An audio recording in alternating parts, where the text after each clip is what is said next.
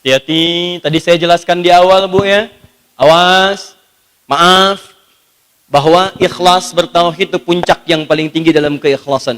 Karena ini puncaknya, maka ini yang paling menentukan. Ketika seseorang tidak ikhlas bertauhid, maka ini berpengaruh kepada turunan yang lainnya. Ibu rajin sholat, tapi mengerjakan syirik misalnya, hal yang tidak disukai oleh Allah, maka apa resikonya? Buka Quran surah keempat An-Nisa ayat 48. Quran surah ke-4 An-Nisa, contohnya ayat ke-48. Paling kiri di pertengahan. Innallaha la yaghfiru ay yushraka bihi wa yaghfiru ma duna dzalika liman yasha. Masya Allah.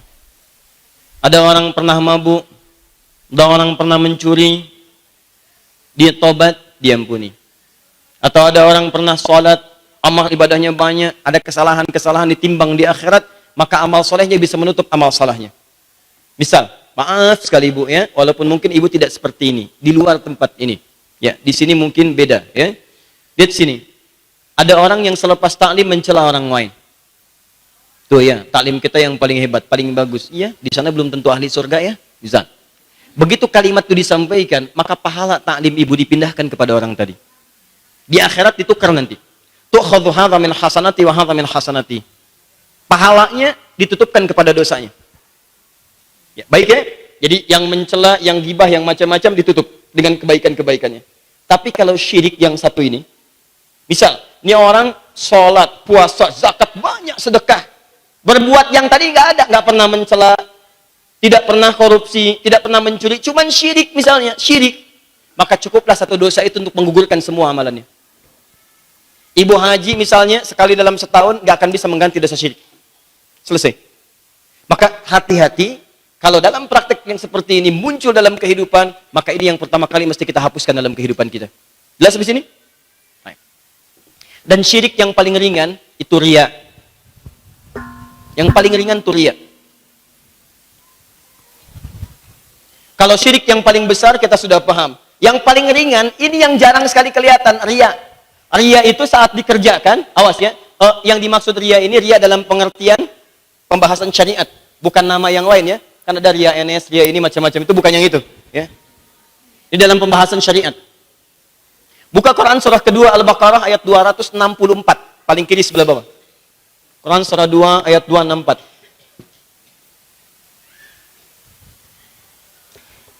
Orang yang riya memang tidak ada langsung ancaman neraka.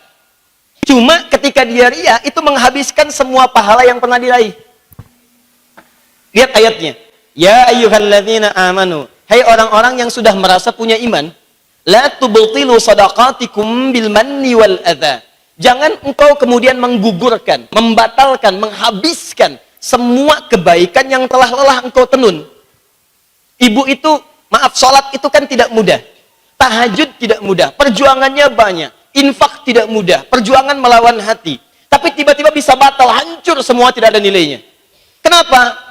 Karena dia melakukan perbuatan yang merusak semuanya itu. Bil manni wal adza. Perbuatan yang merusak dan mengganggu semua amalan. Apa contohnya? Kalladzi yunfiqu malahu ria'an nas. Contoh, seperti orang infak yang ria. Jangan lihat infaknya, lihat riaknya. Yang infak banyak, berpahala. Tapi ketika infak disertakan dengan ria, itu yang jadi masalah. Ini beredar kotak infak. Begitu datang ke tempat ibu, keluarkan handphone. Masukkan, ceklik. Wah. Terus diposting di media sosial. Kapan lagi ya kita bisa bersedekah? Gak ada nilainya. Gak ada nilainya. Maka ketika itu dimasukkan dan itu diupload kemudian, maka hilanglah semua nilai infaknya. Anda mau bantu ke Masjid Istiqamah. Saya mau bantu Ustaz, Masjid Istiqamah. Untuk renovasi, untuk macam-macam, untuk akuisisi SD, untuk ini itu. Dikirimkan oleh ibu. Masya Allah. Berapa? 1 miliar. Alhamdulillah. Tapi syaratnya, tolong bikin spanduk ya dari Sabang sampai Merauke. Ria. Habis. Sekarang sudah mau haji nih. Dekat-dekat. Hati-hati. Saya suka menangis kadang-kadang tuh. Bingung. Mau menegur juga. Dengan cara yang bagus harus dilakukan. Mau mengingatkan travelnya susah ditemukan. Itu sekarang Bu, mohon maaf ya, itu tawaf sa'i saja bisa live Bu. Subhanallah, alhamdulillah. Kelihatan tidak? Walah, pindah ke sini lagi. Untuk apa? Itu begitu kemudian terpasang, habis pahala. Kan sayang-sayang. Haji itu menggabungkan dua jenis ibadah. Ibadah dibagi dua. Satu ibadah fisik yang tidak bayar, tidak keluar uang. Seperti sholat. Itu ibadah fisik. Gak ada orang sholat bayar. Pak mau kemana? Ke Istiqomah. Ngapain sholat? Maaf Pak ya, sholat fardu tarifnya 10.000. Yang sunnah 5.000. Gak ada. Yang kedua ibadah harta. Zakat, infak itu ibadah harta. Ada ibadah yang menggabungkan kedua jenis itu, namanya haji. Begitu ibu mau haji, jangan dikira bisa berangkat langsung. Anda nabung, ada yang jual sawah, jual kebun, macam-macam. Kemudian di sana ibadah fisik, tawaf, berputar, sa'i, dari mulai lari kecil, jalan cepat dan sebagainya. Tiba-tiba hilang seketika hanya karena handphone yang keluar dan Anda ingin dilihat oleh orang lain. Bahkan ada orang yang sebelum berangkat sudah hilang pahala hajinya. Sebetulnya dia melakukan perbuatan, tidak salah perbuatannya. Cuma riaknya yang menyertai perbuatan itu. Contoh, tidak salah ibu misalnya akan berangkat, mengundang misalnya kolega, itu tidak salah. Ada tuntunannya, minta doa, minta kalau ada salah dimaafkan, tapi jangan sisipkan kalimat-kalimat ria di dalamnya. Bapak dan Ibu sekalian, insya Allah minggu depan kami akan berangkat menunaikan ibadah haji.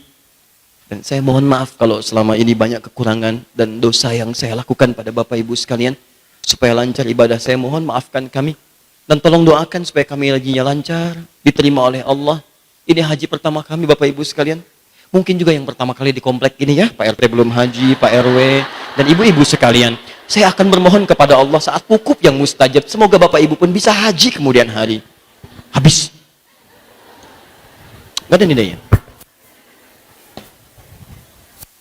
Maka orang yang taklimnya bertauhid, dia tidak akan pernah menginginkan manusia melihat aktivitasnya untuk mendapatkan pujian dari mereka. Maaf, orang yang sholatnya bertauhid, maka dia akan jauhi riya. Hanya karena orang ingin tahu bahwa saya pun bisa sholat berjamaah. Karena itu turun ayat yang menyertakan riya dalam sholat dan disebut celaka. Fawailul lil musallin. Siapa orang celaka? Celaka orang sholat. Siapa orang itu? Alladzina hum an sholatihim sahun. Yang lalai dalam sholatnya. Kenapa dia lalai? Alladzina hum yura'un. Bukan lupa rakaat, bukan tidak fokus dalam sholat, tapi ra'un, dia riya. Karena sholatnya yang dipersaksikan oleh orang lain. Memang cuma dia aja yang bisa ke masjid ya? Saya juga bisa. Memang cuma dia aja yang bisa taklim ya? Kita juga bisa. Iya ya, iya. Nggak seperti dia tuh. Iya, nggak nyangka ya? Nyangka. Ketika Anda mengatakan tidak nyangka, Anda sedang menyangka. Paham? Sekarang coba cek. Berapa kali tanpa disadari, pahala-pahala itu bisa hilang dalam kehidupan. Berapa kali ibu mengupdate status yang dikesankan ingin diketahui oleh orang lain? Berapa kali foto-foto itu diupload hanya ingin kelihatan oleh orang lain? Berapa kali yang ikhwan terjadi pergeseran? Dulu para ikhwan laki-laki anak datang kepada ustadz tuh minta doa, sekarang minta selfie. Foto, habis itu upload, ketemu Ustadz Adi, ceklik. Untuk apa? Gak ada. Karena sekarang medianya mendukung. Sekarang ada macam-macam. Ini baik, kita berdakwah, ditayangkan, dilihat untuk diketahui isinya. Tapi Ustadz juga sama, jangan dikira Ustadz itu tidak mendapatkan rintangan ini, tidak mudah. Hati-hati, Ustadz juga mungkin. Ya, Ustadz itu bukan tidak punya masalah Bu ya, masalahnya bisa lebih banyak daripada ibu. Itu masalah ibu dipikirin juga sama Ustadz.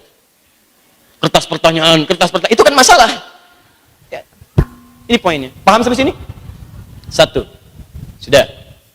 Jadi mulai hari ini, tinggalkan segala hal yang bisa melahirkan potensi kemusyrikan dalam kehidupan. Minta hanya kepada Allah. Kalau ibu punya kebutuhan, sudah tinggalkan yang lain. Paranormal itu tidak normal. Makanya para di atas normal. Ya. Awas tinggalkan. Sekarang kan pakaiannya dimirip-miripin tuh. Ya, kiai pakai jubah, dia pakai jubah. Ya, kiai pakai sorban, dia pakai sorban. Ntar besok kiai pakai helm, dia pakai helm juga tuh. Ya. Ini hati-hati. Yang seperti itu tinggalkan. Konsultasi macam-macam jauhi. Dukun macam-macam segala. Sekarang nama-namanya keren-keren. Jauhkan, itu syirik. Minta, ada keperluan, ada apa-apa, langsung. Quran surah ke-17. Ayat 111. Kalau mau baca dari ayat 110-nya boleh. Kalau mau langsung silahkan. Qulidullah.